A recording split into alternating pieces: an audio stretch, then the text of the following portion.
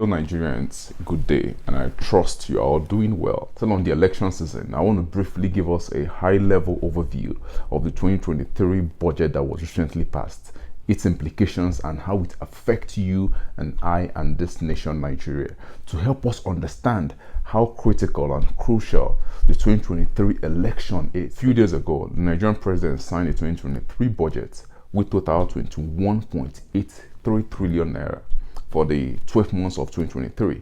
And if you dissect that budget a little bit, you find that out of that 21.83 trillion, 6.6 trillion from that money will be used to service debt. And what we'll have left is 15.23 trillion naira. Out of that money, 3.36 trillion will be used for fuel subsidy from January to June, just for 6 months. So all we have left is roughly 11.87 trillion naira that will be used to bring about development, infrastructure, recurring expenditure, salaries, and all for the nation. And that is not good enough. And out of this 21.83 trillion naira, Nigeria is only estimated to generate a revenue of 11.07 trillion, which means that the federal government is estimated and are projected to borrow at least 11 to 12 trillion naira this year to support that budget. And that is extremely reckless and counterproductive to the development of this nation. And the implication of this reckless 11 trillion naira borrowing is going to affect us come 2024, because our debt servicing is going to increase from 6.6 trillion to probably 7 or 8 trillion for 2024. But let us bring these figures down so we can really understand what is the value of this money we are talking about. So for this year, we're servicing our debt with 6.6 trillion naira. And this is the same thing as 6,600 billion naira. If you divide that money by 365 days in a year, you will get approximately 18 billion naira.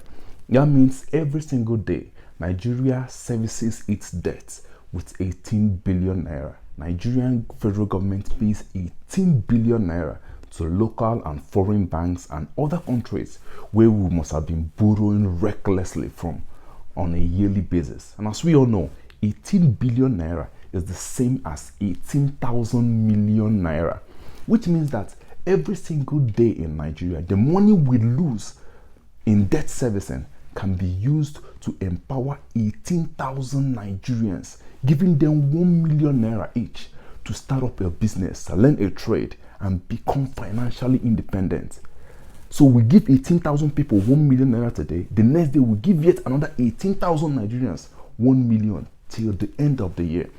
That is the amount of money we are losing in our debt servicing due to careless and reckless borrowing with no plans of payback. Currently, we have approximately 2 million students in our federal and state universities. This 6.6 trillion naira that we're going to use to service debt that is of no benefit to this nation could have been used to give each of these students 1 million naira, and that would just be 2 trillion. We'll still have 4.6 trillion left.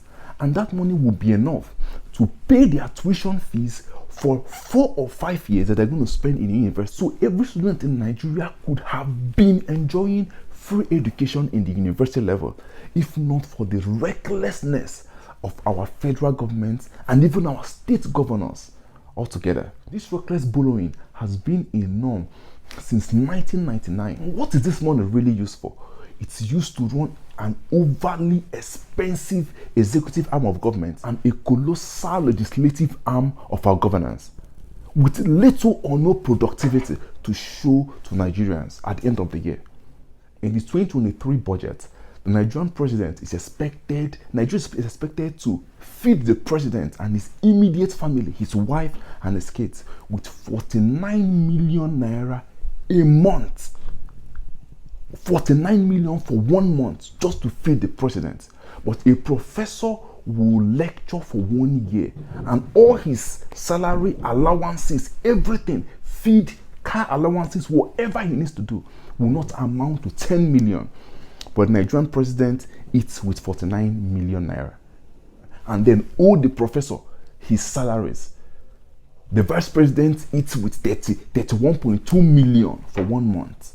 And a teacher will teach fervently for 1 year, and his or her salary will not amount to 5 million in 1 year. The same Nigeria where we are going to spend over 84 million naira for our president to read books, newspapers, pay for his water bills, internet per month. 84 million. For a copper, a Nigerian youth, a copper is given 33,000 per month to survive on that. At the end of the year, a copper can only get 400,000 naira to survive for 1 year. But the president read papers and books and internet with 84 million naira of our hard-earned and scarce resources. The same nation where the collective amount the president and the vice president spends on traveling is over 302 million for 1 month. Remember, there's a 23 trillion overdraft from central bank by the federal government, which we're still going to pay for. So please, I'm begging you Nigerians, since 1999 till date, we've had PDP and APC presidents, and it has been a mess. And currently, they have given us 2 dinosaurs, the very same individuals that formed the cabal of 1999 that set this nation on a path of corruption in our democracy. This is not the time to play structure or no structure.